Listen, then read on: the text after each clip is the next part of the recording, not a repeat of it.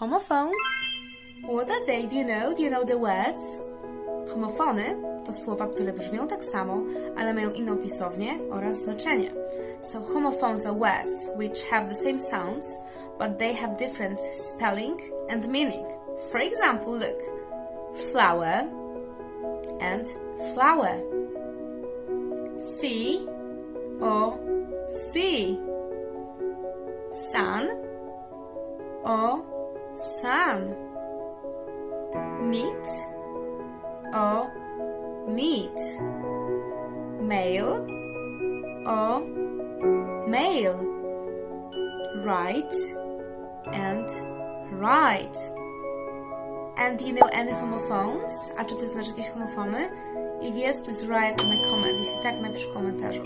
Thank you very much. Please like and subscribe. Bye!